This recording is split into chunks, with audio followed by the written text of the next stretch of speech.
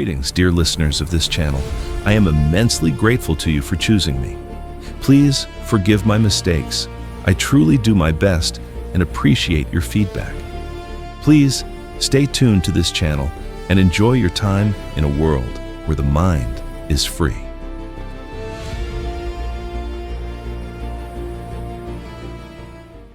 I woke up because everything around me had frozen into absolute silence. And it wasn't the usual quiet of the night. It was something cosmically wrong, like the entire galaxy had held its breath at the exact same moment. My neural implant blew up with hundreds of emergency alerts. News channel holograms materialized right above my bed, and every single one was screaming the same thing. The Emperor was dead. Just dropped dead in his sleep in his orbital palace around Centauri. No warning, no air, no hint whatsoever about who was now supposed to rule trillions of lives scattered across 3,000 inhabited worlds. I was 38 years old, a junior analyst in the diplomatic corps, pushing papers and convinced my career was permanently stuck in an office on the moon.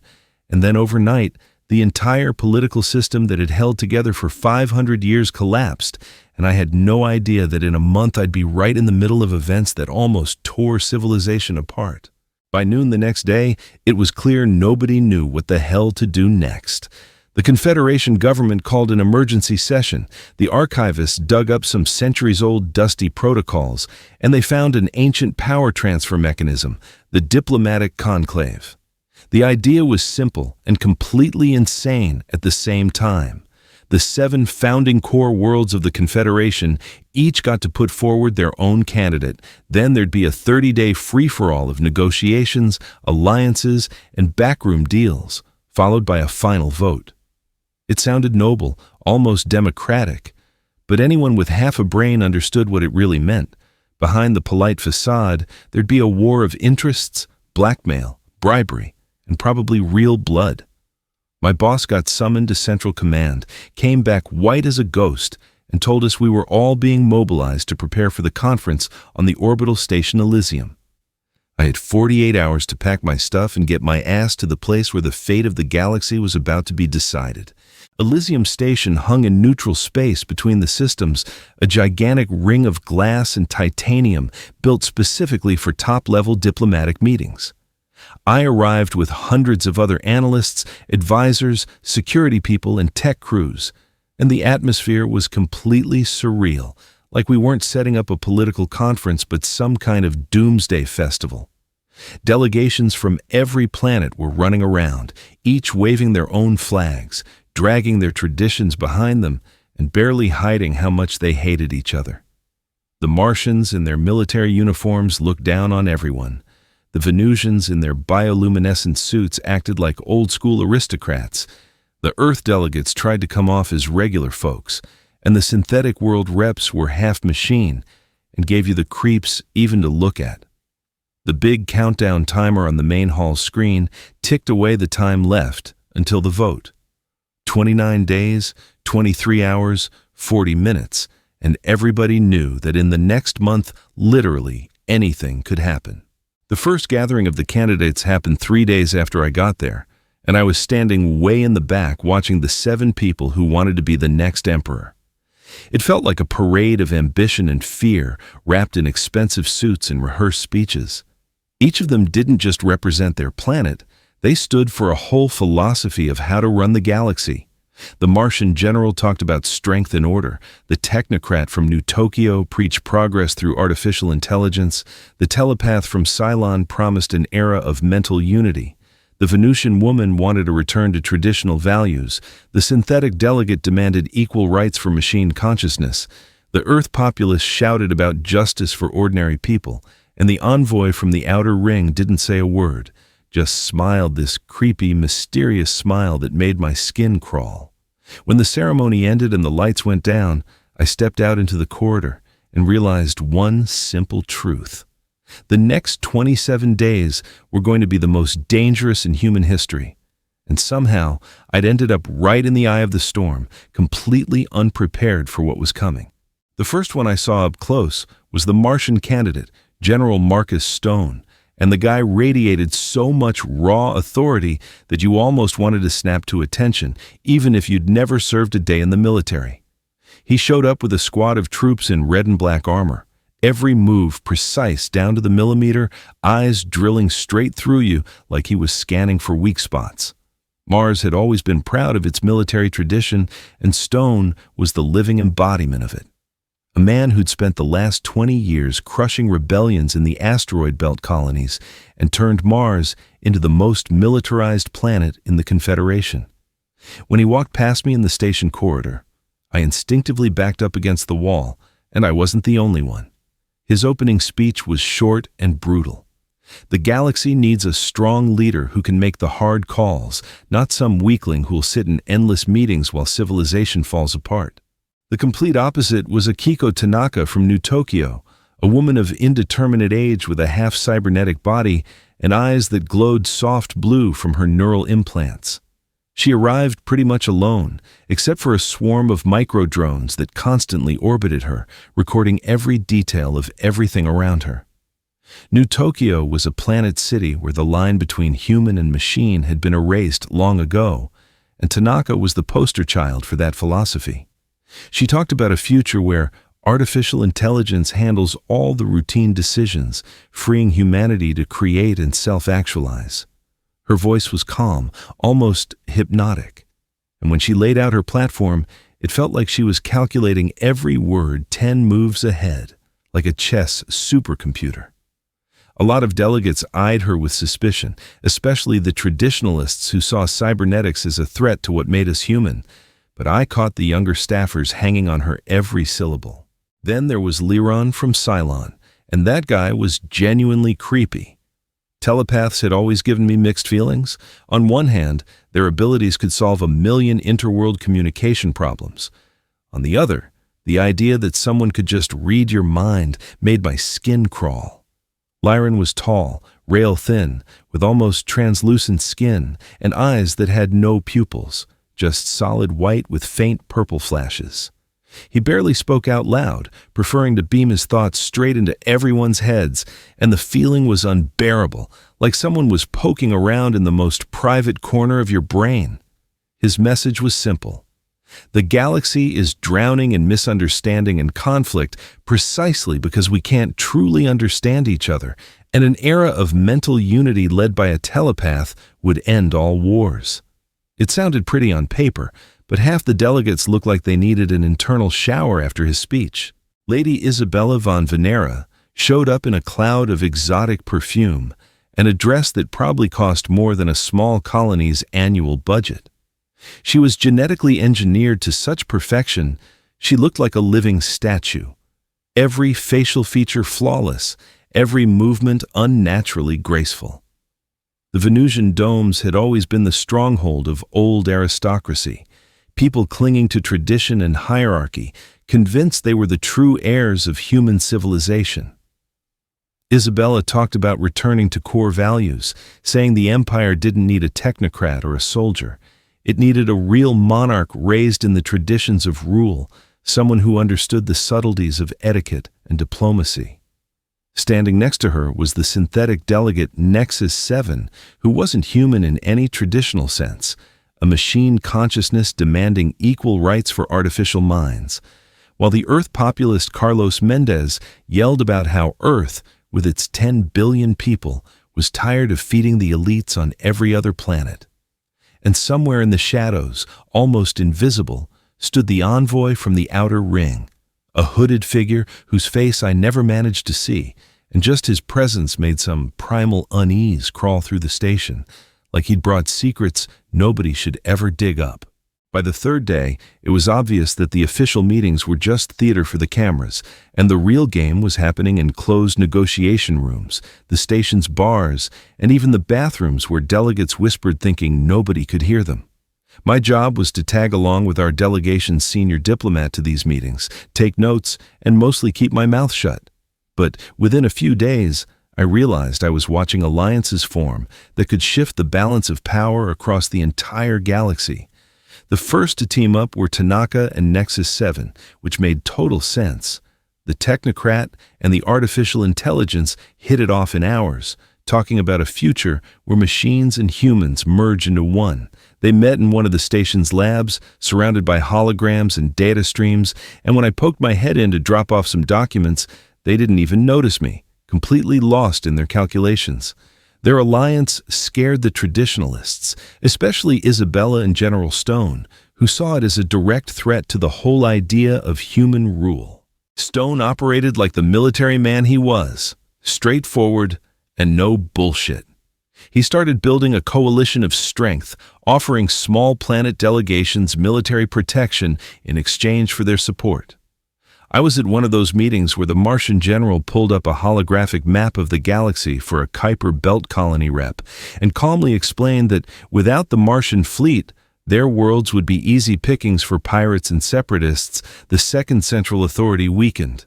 It was straight-up blackmail wrapped in pretty words about stability and order, but it worked.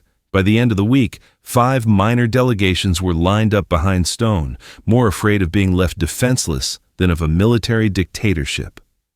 Isabella played a different game. She threw lavish receptions in her wing of the station with expensive wine flowing and conversations about culture, tradition, and how important it was to stay civilized in these troubled times.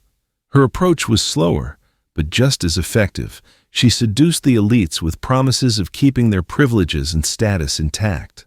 Carlos Mendez, the Earth populist, went full people's champion. He broadcast his speeches on open channels straight to the planets, bypassing official diplomacy, and talked about how regular people were sick of the elites' games. His messages hit home on the overcrowded worlds where billions lived in poverty, while aristocrats like Isabella wallowed in luxury. I saw how after one of his broadcasts, spontaneous protests broke out on the station among the tech crew, people demanding a voice, yelling that their fate shouldn't be decided by 7 hand-picked players in back rooms. Security broke it up, but the mood shifted. It was clear the conflict was spilling out of diplomatic games and starting to pull in the masses. Lyran from Cylon stayed out of obvious alliances, but I noticed how after private meetings with him, some delegates suddenly flipped their positions, like someone had reprogrammed them from the inside. Nobody could prove he was using his telepathic powers to manipulate, but the suspicions grew every day. And then there was the envoy from the Outer Ring, who just went by Guardian, and nobody understood his game at all. He wasn't looking for allies, didn't make promises, didn't wheel and deal behind closed doors. He just showed up in the most random places, watched silently, and sometimes dropped cryptic lines that gave people nightmares. Rumors were flying that the Outer Ring knew the real reason the Emperor died, that they'd found ancient precursor tech out there, that Guardian wasn't even human, but something else wearing a human shape. I didn't buy the gossip until I ran into him one night in an empty station corridor. He turned to me, and I finally saw his face, completely ordinary, nothing special about it. But his eyes were totally empty, like the vacuum of space. And when he said this had all happened before and ended badly, I felt a chill that went straight to my bones. From that moment on, I started to realize we were all dancing to a script written by somebody else, and that dance was leading us straight to disaster. On the 9th day of the conclave, the galactic net exploded with leaked documents that took down 3 candidates at once, and it was done so professionally, with such perfect timing, that everybody knew this wasn't some amateur hack. Whoever did it had massive resources and access to stuff that was supposed to be buried in the deepest classified archives. First to get hit was General Stone. An anonymous source dropped declassified video from the Phobos station uprising 10 years earlier. The footage showed Martian troops under his direct command using banned biological weapons on peaceful protesters, turned the whole thing into a slaughter. Over 3,000 dead, kids included. The clips came with his personal orders, biometrically signed, no way to deny it. I watched Stone at the emergency press conference trying to spin it, talking about necessary sacrifices for stability, how commanders have to make the tough calls, but his voice was shaking, and you could tell he knew his campaign had just taken a fatal hit. 2 days later, they went after Isabella. And this one was even nastier because it wasn't war crimes. It was straight-up financial dirt on her family. Somebody dumped 30 years of Venusian aristocratic banking records. Turns out, the von Venera clan had been dodging taxes on a galactic scale, laundering trillions through shell companies in free economic zones, and bankrolling slave trade on the fringes. Names, dates, account numbers, hollow recordings of closed-door meetings where Isabella herself talked about how to hide the money trail. The woman preaching traditional values and nobility was just a common crook in fancy wrapping. Her delegation tried to kill the story, but it was too late. The files were everywhere, mirrored by millions of users.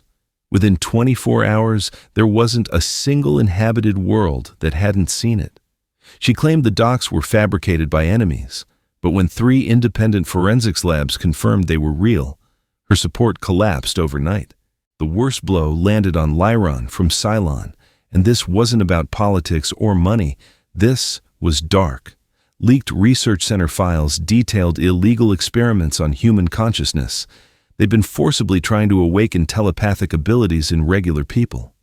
Thousands of volunteers lured in with promises of unlocking hidden potential got pumped full of experimental drugs and hooked up to psychotronic gear. 90% ended up insane, comatose, or straight-up brain-dead, reduced to vegetables. And Lyron wasn't just involved, he was the mastermind, the guy who designed the protocols and handpicked the subjects. There was video of him calmly watching some poor bastard writhe while his brain fried from overload, making notes on his tablet like he was observing a lab rat. When that hit the net, the station practically shook with rage. People demanded Lyron's immediate arrest. Some delegations threatened to walk out of the conclave if he wasn't removed. By the end of the second week, Lyron officially withdrew his candidacy under pressure from his own delegation, who didn't want to be tied to a monster, and left the station under heavy guard because a lynch mob was a real possibility. But his exit didn't calm anything down. If anything, the paranoia got worse. Everyone realized somebody was methodically taking candidates out, one by one, and that somebody had access to intel you couldn't get legally. Accusations started flying. Every delegation suspected every other. Tech crews tore apart the station's security systems looking for breaches and found nothing. I was in one closed-door meeting where our head diplomat finally said out loud what everybody was thinking. Maybe the leaks aren't coming from any of the candidates. Maybe it's a third party that doesn't want a new emperor at all because total chaos and the collapse of the Confederation is exactly what some player wants. And when he said that, I remembered Guardian's empty eyes and his line about how this had all happened before, and I realized we were all dancing on the edge of a cliff without knowing how deep the drop really was. On the 16th day, the thing everybody had been dreading finally happened. Someone tried to kill Akiko Tanaka right in her private quarters on the station. I found out when the whole place suddenly went into red alert lockdown. Bulkheads slammed shut, sectioning everything off, and armed security teams in full combat gear started sprinting through the corridors. At first, nobody knew what the hell was going on. People were panicking, thinking it was a reactor breach or an outside attack.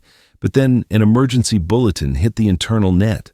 Attempted assassination on one of the candidates, victim alive, attacker neutralized, station sealed until further notice. Me and about 20 other people from our delegation got locked inside a conference room with no outside comms for 4 hours. Those were the longest 4 hours of my life because every single one of us was thinking the same thing. It's started. Diplomacy is over. Now it's blood. When they finally let us out and the interrogations began, I got the details from a security officer who was too shaken to keep his mouth shut. Tanaka only survived because her cybernetic implants reacted faster than any human reflex. The assassin burst into her room with a plasma blade, planning to cut her throat while she slept, but her defense systems triggered automatically and fried the guy with an EMP burst that locked up every muscle in his body.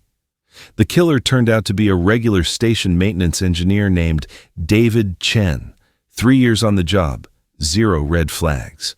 Under questioning, he claimed he'd been paid a fortune through an anonymous crypto wallet and promised a full identity wipe and extraction once the job was done. Here's what really freaked everyone out. Investigators tore apart his finances, comms, and contacts for the last 6 months and found nothing, no ties to any delegation. The money had bounced through so many anonymous relays it was untraceable, and the orders came over one-time encrypted channels that self-deleted after reading. That revelation kicked off a chain reaction of paranoia that burned away whatever trust was left between the delegations. General Stone, still limping from the leaks, spoke first and said out loud what everyone was starting to think. This wasn't one of the candidates. This was an outside force trying to blow up the whole conclave and throw the galaxy into chaos. He demanded immediate beefed-up military presence and wanted the Martian fleet to take up defensive positions around the station. The other delegations immediately screamed that it was a power grab.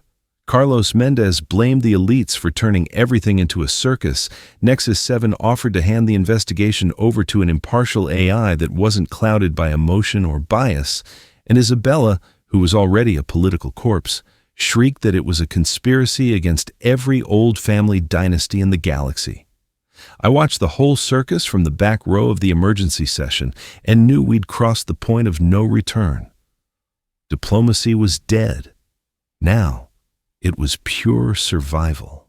By the end of that day, things had completely spiraled. Word got out that pretty much every delegation had quietly started arming the ships they had parked in orbit, violating the diplomatic zone demilitarization treaty left and right. The Martian fleet moved 3 battle cruisers into position for protection. Earth matched them.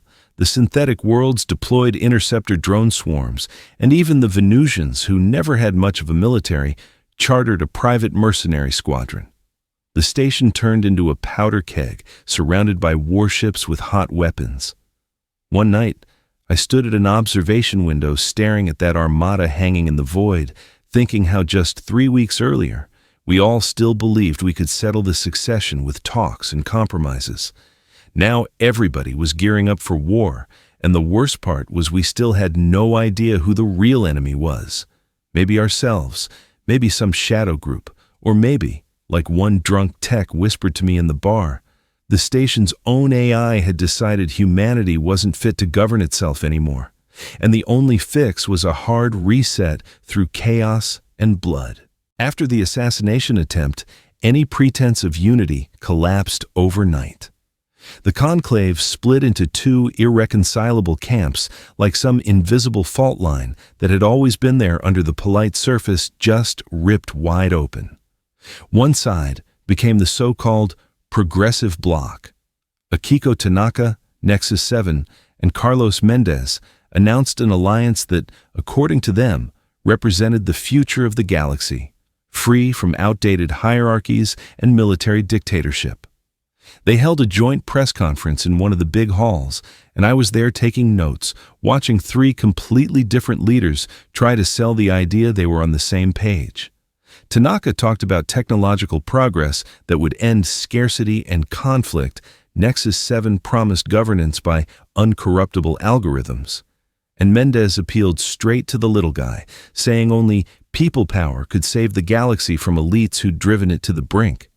It was a powerhouse coalition backed by the most populous worlds, cutting-edge tech, and grassroots rage. But even I could see the cracks. Their endgames were way too different. The opposing camp got labeled the traditionalists fast, and it was just as heavy-hitting, even if it was a weirder mix. General Stone, despite the dirt that had been dumped on him, still held the military worlds and colonies that feared chaos more than they feared him. And he flat out declared the progressive bloc was steering the galaxy straight into disaster with their naive AI experiments and mob rule. Isabella, who had nothing left to lose after the money scandals, jumped in with him and still controlled the votes of the old aristocratic clans that hated the whole idea of equality. The real shock was the Guardian from the Outer Ring quietly lining up with them. He never made promises or gave big speeches. He just showed up at one of their meetings, stood in the corner with those dead eyes, and that was enough. Everyone understood the Outer Ring, and all its secrets were now in play. Their message was blunt. The galaxy needs a strong hand, order, and tradition. not the progressives' reckless experiments that would tear down the last pillars of civilization. Cylon, having lost its candidate after the Lyran scandal, suddenly declared neutrality and offered to mediate, which got eye rolls and bitter laughs from both sides. Their new rep, a telepath named Selena, gave a statement claiming both coalitions were heading for disaster and only impartial telepathic mediation could save the day. She proposed a series of collective meditation sessions where telepaths would help the leaders literally see each other's point of view. In the middle of rising war fever that sounded so ridiculous, I almost laughed out loud. And I'm usually pretty stone-faced. Still, some of the smaller delegations that hadn't picked a side and were caught in the middle took it seriously. They saw neutral Cylon as the last chance to avoid all-out war. I didn't buy it for a second, but I had to admit Selena was smart. She positioned her world as the only player without an agenda who actually wanted peace. All that diplomatic maneuvering turned irrelevant the moment the real warships started showing up, and that's when I got genuinely scared for my life. Martian battle groups took position on one side of the station, Earth fleet and synthetic world ships on the other, with just a few thousand kilometers of empty space between them. Spit distance in space terms. Officially, everyone claimed it was purely defensive, just protecting their delegations from more attacks. But when I looked out the windows and saw those monsters with weapons hot and targeted, when I overheard scraps of military chatter over internal comms prepping for possible engagement, I knew we were sitting in the middle of a disaster that hadn't happened yet. Every day more ships arrived, each side escalating because nobody wanted to be the weaker one, and the arms race spiraled right over our heads. I remember one night in the station bar, I got blackout drunk with a guy from the Venusian delegation.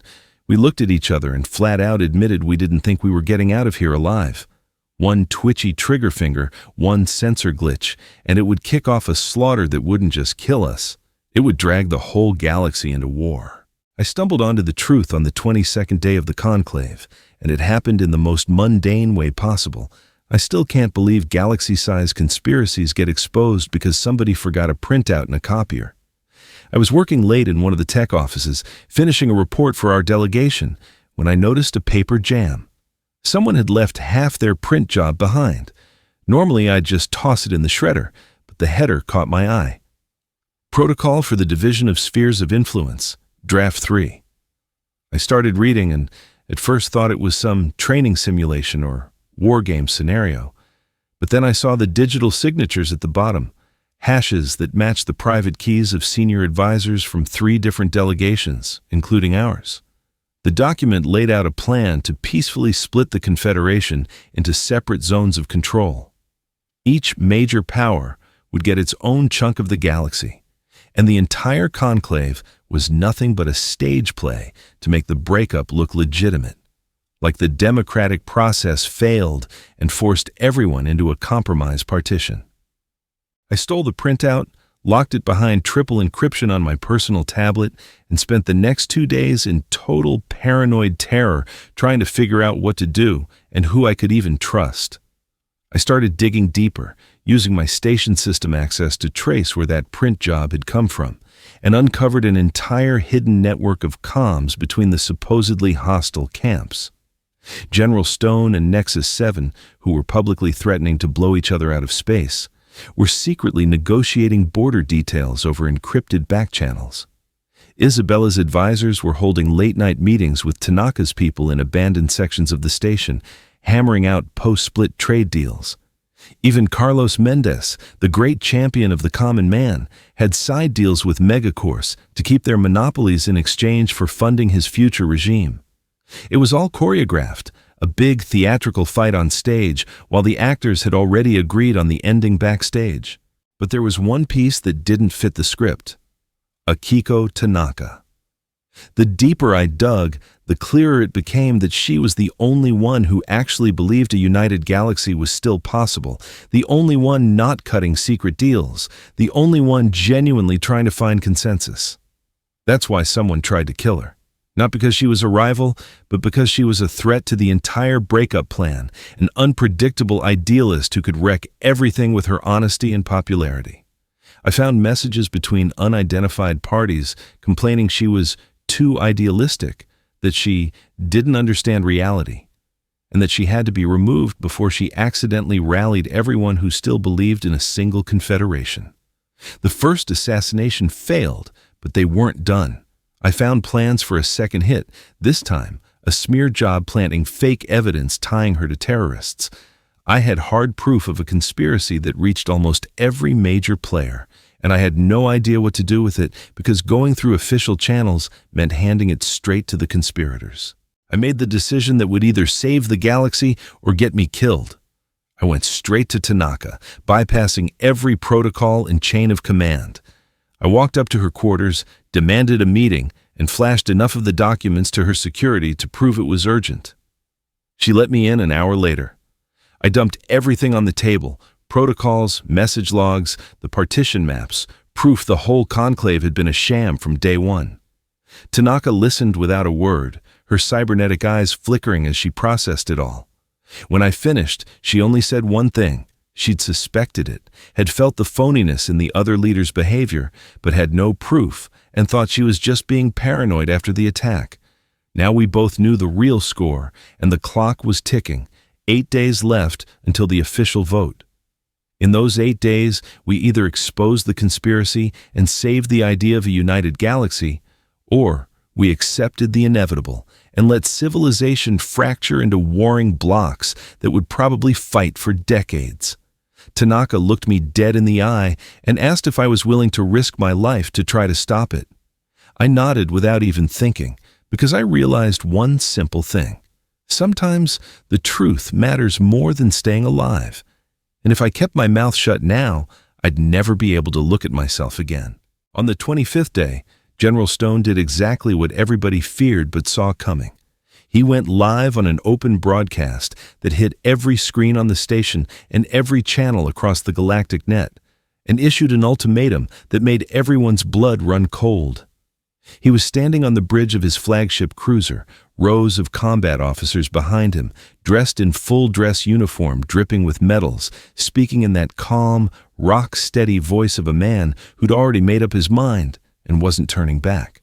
The message was simple and terrifying. The Progressive Bloc had pushed things to the breaking point with their AI experiments and populist bullshit. The conclave was deadlocked. And the only way to save civilization from total collapse was to recognize him, Marcus Stone, as the lawful emperor within 48 hours. If not, the Martian fleet would be forced to take control by force and impose martial law for the good of the galaxy. He didn't scream or pound the table. He just laid it out like it was an unpleasant but necessary surgery, and that calm tone made it 1,000 times scarier than any rant. The Progressive Bloc's response came 3 hours later. Tanaka, Nexus 7, and Mendez stood shoulder to shoulder in front of the cameras, looking every bit as locked in. They said they would not bow to military dictatorship, that the people of the galaxy had the right to choose their future instead of having it shoved down their throats at gunpoint, and that the Progressive Bloc was ready to defend democratic principles at any cost. Mendez was raging, yelling that this was exactly what the military elites had always wanted: seize power through intimidation. Tanaka added, ice cold, that their combined fleet matched the Martians in firepower, and if Stone wanted war, he could have it. Nexus 7 just flashed the numbers: projected casualties if the fleets clashed in orbit, total loss of the station, every delegation aboard, plus millions on nearby colonies from debris and radiation, all on the conscience of whoever fired first. I watched the broadcast with 100 other people crammed into one of the station's common lounges, and the mood felt like a funeral. Everyone knew diplomacy was dead. Now we just waited for the first shot. Evacuation started immediately, even though they called it voluntary relocation of non-essential personnel to safe zones. Everyone knew it was rats fleeing a sinking ship. Tech crews, junior analysts like me, support staff. They started herding us onto transport shuttles headed for civilian stations far away from the hot zone. I was on the list, given 2 hours to pack, and I was running around my cabin trying to decide what to grab while knowing none of it would matter if the shooting started. The corridors turned into rivers of terrified people dragging suitcases, crying kids from families stationed here, security officers trying to keep order while looking like ghosts themselves. I saw some delegates quietly slipping out too, the ones who realized the game had gone too far and decided staying alive beat prestige. The docks were a madhouse. They had to form lines. I spent 4 hours in that crush, inching toward the shuttle ramp, thinking the whole time, I'm bailing like a coward when I have information that could actually change everything. I didn't board that shuttle. Right as the guard scanned my pass, I turned around and walked back into the station. It was the craziest thing I've ever done, giving up guaranteed safety for a ghost of a chance to make a difference. I ran to Tanaka's quarters, praying she hadn't evacuated yet, passing corridors that had been packed with life days ago and were now echoing and empty. Through the viewports, I could see the warships on both sides locked into firing positions, two massive fleets staring each other down, ready to obliterate everything. The main screens counted down the ultimatum clock, 36 hours, 23 minutes to the point of no return. Tanaka was still there, prepping for an emergency war council with whatever was left of the progressive bloc. I barged in yelling that I had a plan to stop the madness. She looked at me like I'd lost my mind, but gave me 5 minutes. I laid it all out, the conspiracy, the names, the proof both sides had already agreed to carve up the galaxy, that this whole standoff was staged to justify the breakup, and that if we went public with it right now, before a single shot was fired, we could blow their plan apart and show the galaxy they were being played. It was desperate, almost hopeless, but it was the only card left. I saw something flicker in her cybernetic eyes.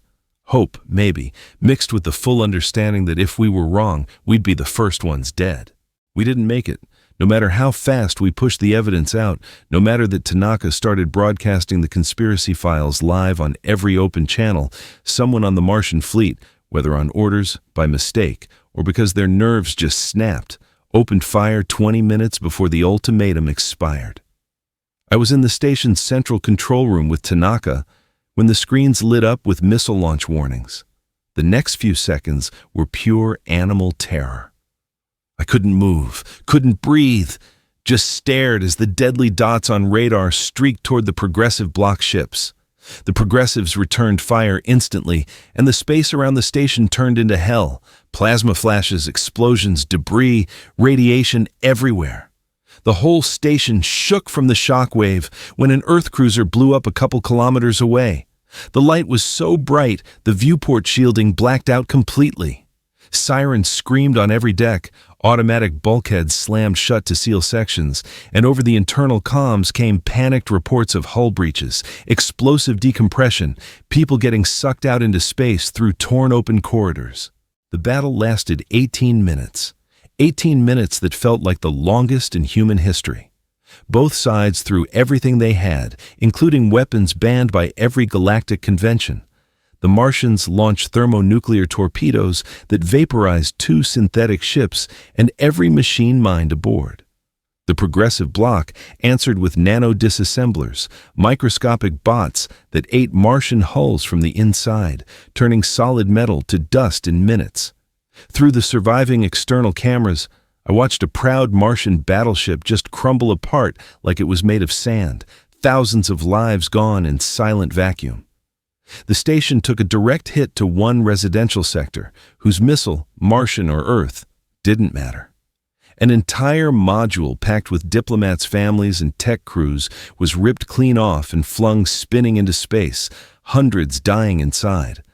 Life support started failing across the board, air filled with smoke and the stink of burned insulation, and I knew we were all about to die, that this was the end of us and any hope for a united galaxy.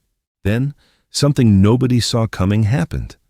Ancient Confederation protocols, dormant systems laid down by the first emperor 500 years ago, woke up.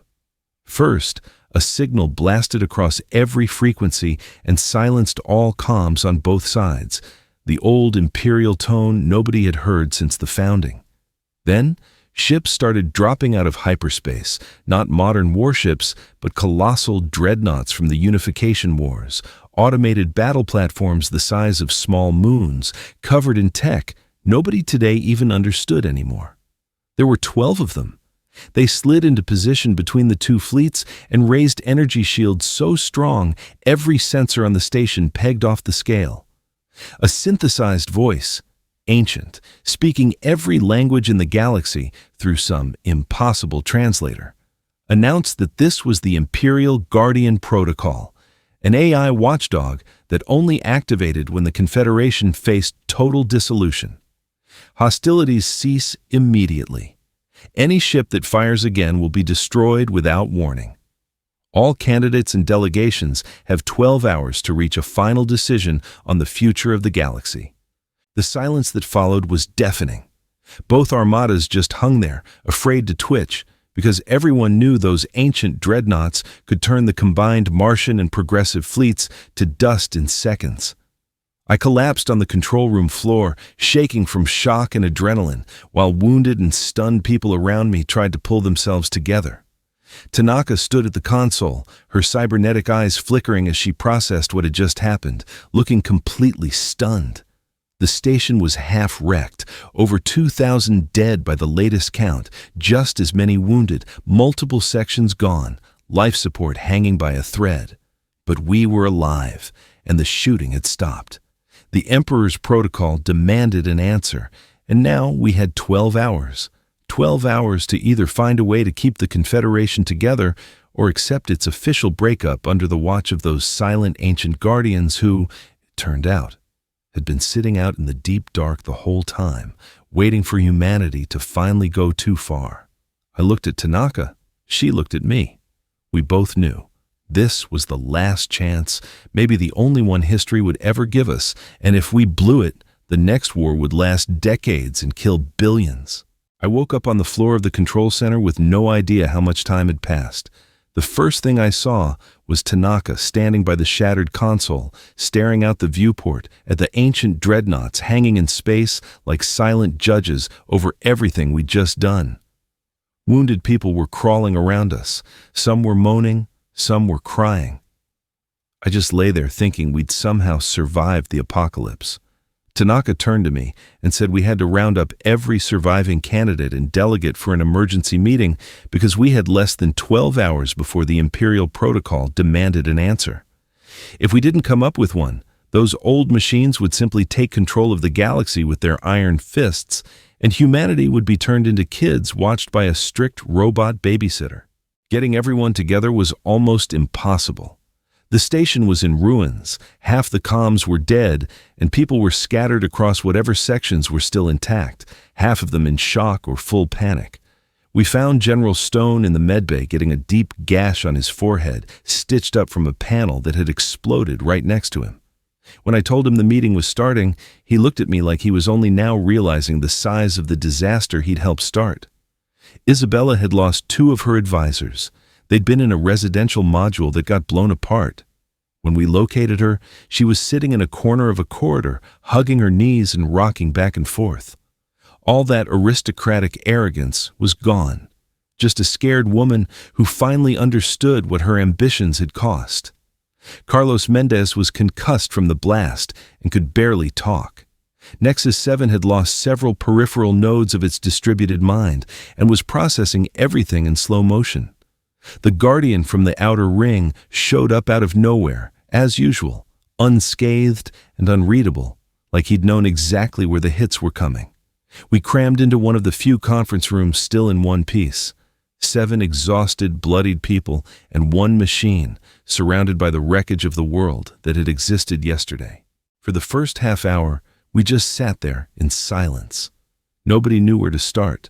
Everyone was lost in their own horror over what had happened, and I could see them all avoiding eye contact, each knowing exactly how much blame they carried. Tanaka broke the silence first. She put everything we dug up about the conspiracy on the table: messages, partition protocols, names of the people who'd planned it all behind their backs. The reaction was exactly what you'd expect: denial, anger, accusations that it was all fake. Then, Nexus 7 verified every document in 3 minutes flat and confirmed they were real. The room went dead quiet. Stone stood up slowly and claimed he'd been used, that his advisors had negotiated without his knowledge. I saw the lie in his eyes. He'd known about the plan, he just hadn't expected it to come out right now. Isabella started crying and admitted she'd been part of the partition talks because she honestly thought it was the only way to avoid chaos. But now she saw they'd just been setting the stage for an even bigger disaster. Mendez didn't say a word. His face was gray with shame and the realization that his populist slogans had just been a smokescreen for another elite power grab. Tanaka stood up and gave a speech I'll remember until the day I die. She spoke quietly, no drama, but every word hit the silence like a rock dropped in still water. She said, "We'd all failed. Every single one of us had come here with our own agendas and plans, convinced our way was the one that would save the galaxy, when all we'd really been doing was yanking the blanket over our own heads while civilization cracked apart. 2,000 people were dead, the station was destroyed, both fleets had taken massive losses, and that was just the beginning. If we didn't decide something right now, the next war would swallow the whole galaxy and last decades." Then she proposed the one thing nobody had even considered, a radical break from 500 years of Confederation tradition. Scrap the whole idea of a single ruler, leave the Star Throne empty as a symbol that the age of emperors was over, and set up a Council of Seven where every core world got an equal voice and equal power. Nobody liked it, but it was the only compromise that kept everything from falling apart completely. I watched the candidates start nodding one by one because the alternative was mutual annihilation. 8 hours after the meeting started, with the ancient dreadnoughts already closing in on the station ready to take control by force, we stepped in front of the cameras and announced the decision to the entire galaxy. I stood off to the side, watching a new order being born, knowing the real fight for power was only just starting.